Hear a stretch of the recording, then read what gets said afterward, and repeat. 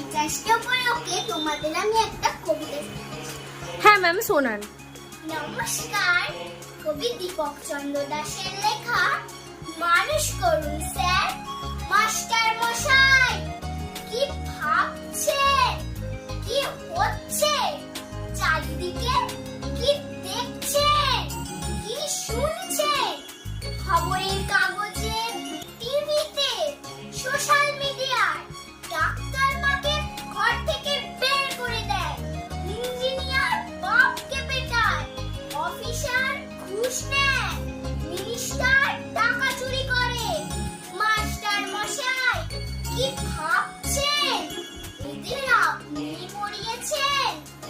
হ্যাঁ স্যার, সারা জীবন ধরে এদের আপনি পড়িয়েছেন। স্কুলে